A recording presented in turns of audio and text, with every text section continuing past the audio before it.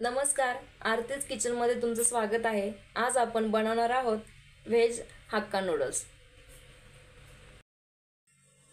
Veg hakka noodles बनवण्यासाठी मी इथे noodles घेतलेले आहेत, जे तुम्हाला जनरल स्टोअरमध्ये सहजपणे मिळू शकतात। नूडल्स पाण्यामध्ये बुडतील इतपत पाणी मी इथे गरम करण्यासाठी ठेवलेलं आहे। आता मी याच्यामध्ये नूडल्स टाकून घेते।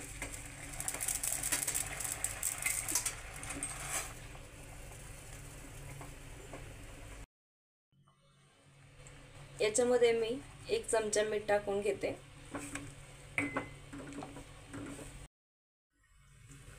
नूडल्स आपले चिकट न व्हावेत म्हणून 1 चमचा तेल।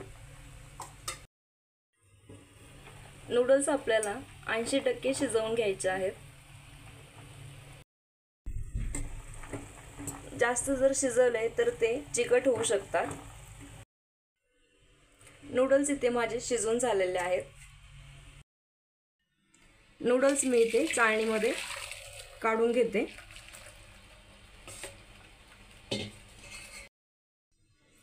याच्यावरती आपल्याला लगेच थंड पाणी ओतून घ्यायचं आहे।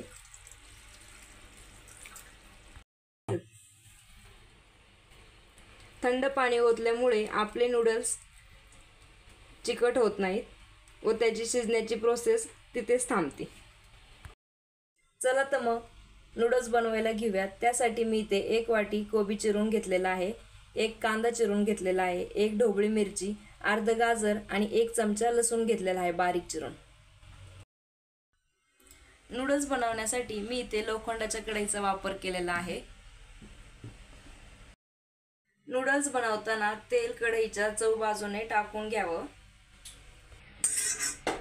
त्यामुळे नूडल्स कढईला चिटकत नाहीत। 1 चमचा तेल मी इथे नूडल्स वरती टाकून घेते, जेणेकरून नूडल्स आपले चिकट होणार नाहीत। तेल इथे छान असं गरम झालेलं आहे। यामध्ये मी लसूण टाकून घेते।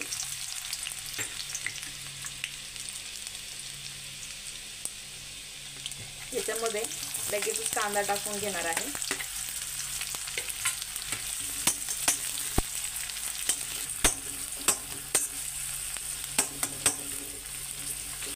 कांदा इथे थोडासा परतून घेऊया। आता याच्यामध्ये ढोबळी मिरची टाकून घेते।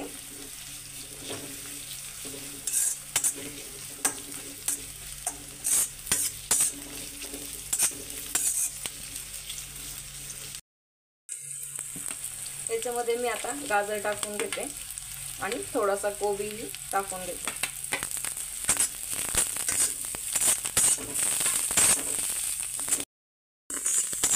भाज्या व्यवस्थित परतून घेऊया।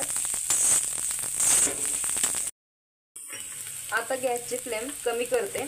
यामध्ये 1 चमचा सोया सॉस, 1 चमचा tomato ketchup, red chilli sauce 1 चमचा आणि ग्रीन चिली सॉस 1 चमचा व्यवस्थित परतून घेऊया। सॉस टाकताना गॅस नेहमी कमीच ठेवायचा। आता याच्यामध्ये नूडल्स टाकून घेऊया।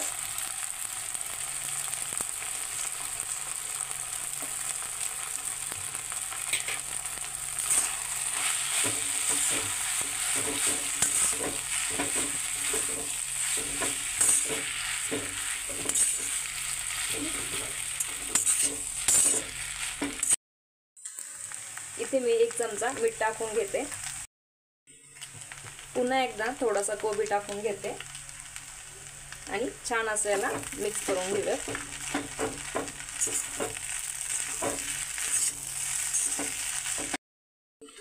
मस्त असा वास सुटलेला आहे।